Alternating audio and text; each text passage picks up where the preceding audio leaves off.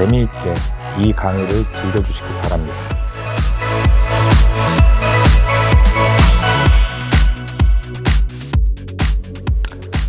칠강 은유법입니다. 여러분은 은유법에 대해 많이 들으셨을 겁니다. 저도 국어 수업을 들은 이후에 가장 많이 들었던 것 같습니다. 왜일까요? 그건 아마도 우리가 글 쓰는데 가장 기본이 되면서도 가장 많이 사용되는 스킬이라서 그럴 겁니다. 그렇다면 우리는 은유법에 대해서 잘 알고 있을까요? 그리고 잘 사용하고 있을까요? 아마도 아닌 것 같습니다. 저도 마찬가지입니다. 이론적으로 은유란 서로 포함되지 않은 두 개념의 충돌이다 라고 합니다. 단순히 예를 들면 두려움은 그림자다, 아니면 그림자의 두려움 같은 은유적 표현을 한다면 두려움과 그림자가 전혀 다른 개념을 가진 각각의 단어라는 걸 알 수 있습니다.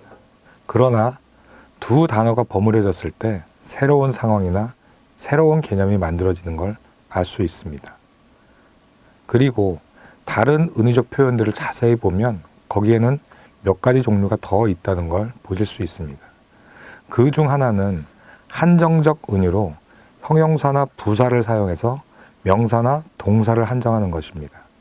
예를 들면 성급한 구름 또는 구름이 성급히 지나간다에서처럼 형용사가 명사를, 부사가 동사를 한정함으로써 새로운 개념을 만들고 있습니다. 그리고 또 하나는 동사적 은유로 동사가 목적어 또는 주어와 일치하지 않기 때문에 생성되는 것입니다. 예를 들면 구름이 항해를 한다. 그는 엑셀 페달을 고문했다. 또는 이른 서리가 여름을 삼켜버렸다. 같은 식입니다. 느껴지시나요?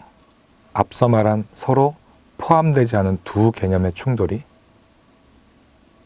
그리고 은유의 확장된 개념인 상징도 마찬가지로 단어의 원래 의미와는 다르게 이해됩니다.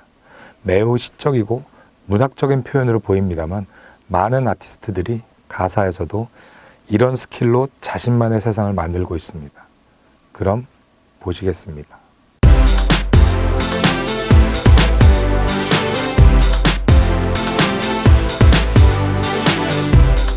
이소라 씨가 부른 바람이 분다의 1절입니다. 들어보시겠습니다.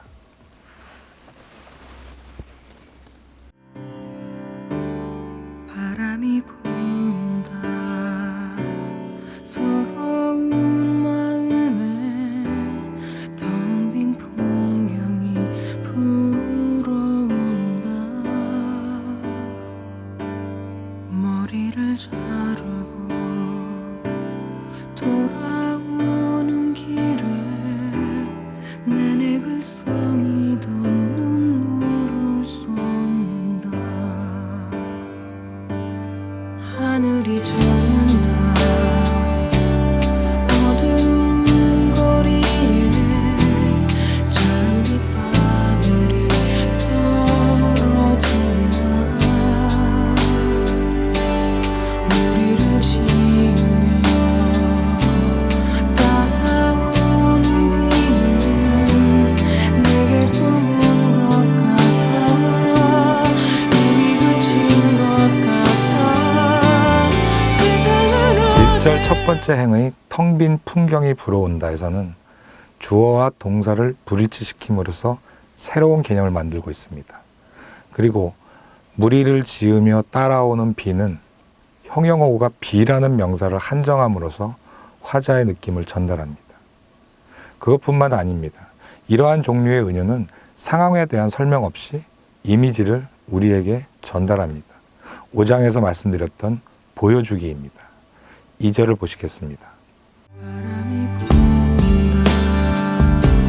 시린 향기 속에 지난 시간을 되돌린다.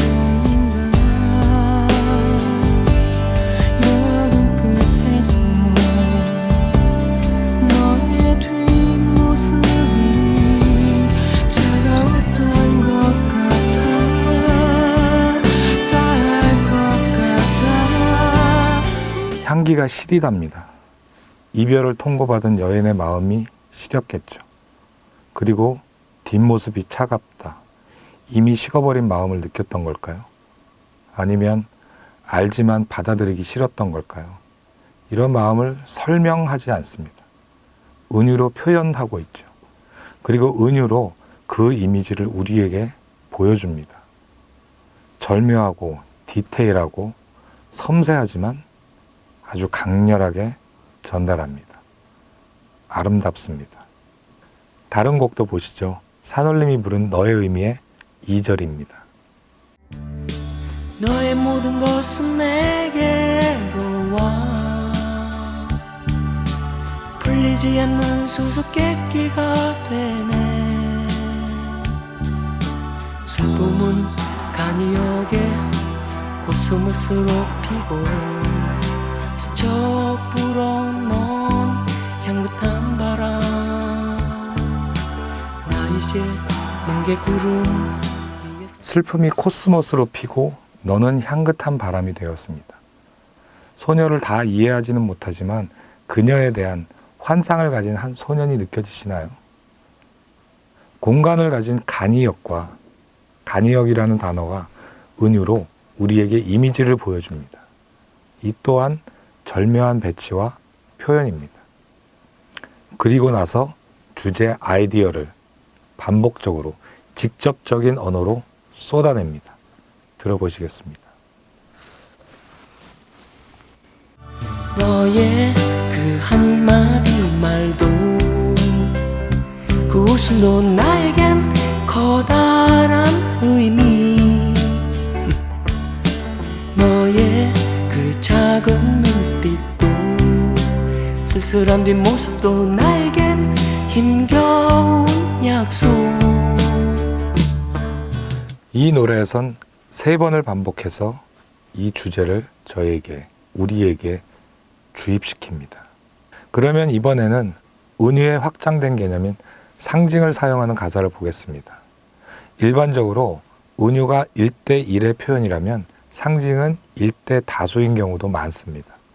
후자의 경우를 보시겠습니다. 국민가요라 할 수 있는 유명한 곡입니다. 긴 밤지 새우고 불림마다 맺힌 진주보다 더 고운 아침 이슬처럼 내 맘의 서름이 아라리 맺힐 때 아침 동산에 올라 작은 미소를 배운다. 태양은 묘지 위에 붉게 떠오르고 한낮에 찌는 더위는 나의 시련일지라 나 이제 가노라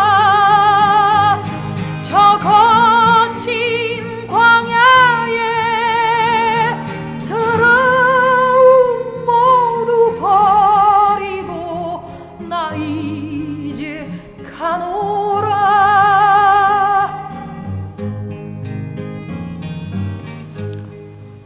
긴 밤, 풀잎, 아침 이슬, 서름, 아라리, 태양, 붉게, 찌는 더위, 광야, 버리고, 가노라. 정말 많은 은유적 표현과 상징적 단어의 배치로 곡 전체의 상징성을 만든 곡입니다. 이 노래는 한 가지 의미로만 이해되지 않는 듣는 이마다 다르게 느낄 수 있는 일대 다수의 상징성을 갖고 있다고 할 수 있습니다. 저는 이 곡을 만든 김민기 씨는 노벨 문학상을 받은 밥 딜런에 버금가는 아티스트라 생각이 됩니다. 이 외에도 많은 상징적인 노래들이 있습니다. 장기하와 얼굴들의 싸구려 커피는 잉여인간을, 이적의 왼손잡이는 소수 집단을, 윤상의 달리기는 삶의 고단함을, 리쌍의 광대는 가면을 쓰고 사는 우리를 상징하고 있습니다. 이렇게 은유와 상징은 조금씩 모양을 달리하면서 장르와 세대를 가리지 않고 우리의 노래 속에 넘쳐납니다. 여러분도 자신만의 은유, 비유, 상징으로 여러분들의 생동감과 자신만의 색깔을 부여하시기 바랍니다.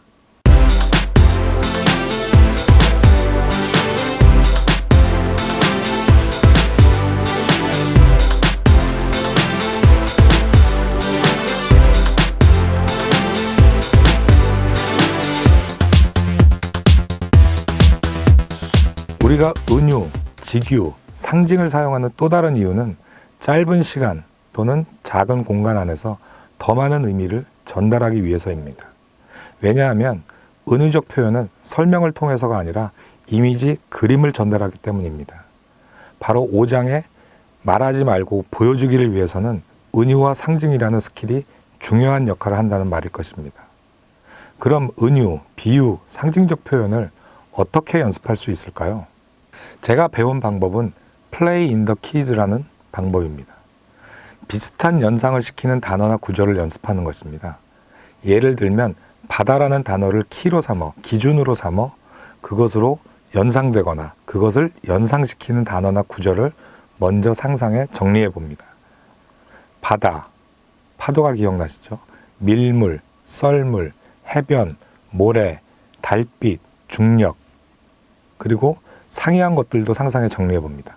달력, 책상, 다리, 커피, 그림자 등등. 그리고 이 두 개념을 충돌시킵니다. 밀물이 다리를 절며 다가온다. 파도가 커피 위에 앉아. 그림자가 모래를 감추고 썰물은 그림자를 지우고. 이런 연습을 계속하면서 자신이 의도하는 개념이 만들어질 때까지 연습해 보는 것입니다. 그리고 그 조합을 키로 해서 문장을 작성해 봅니다. 썰물이 다리를 절며 도망치듯 나도 너에게서 멀어져 갔다. 그림자로 그림자를 지우듯 파도는 나에게서 너를 지우리. 이런 식입니다. 연습입니다. 이런 연습을 끊임없이 계속하면서 자신만의 은유적, 비유적, 상징적인 표현을 많이 저장해 놓으시길 바랍니다. 이렇게 정리된 표현은 당신만의 작업 노트를 만드는데 초석이 되어줍니다. 다음 시간은 8강, 절, 벌스를 얘기하죠. 절의 확장과 파워 포지션에 대해 알아보겠습니다. 이 장 또한 5장과 이어지는 부분이 많습니다.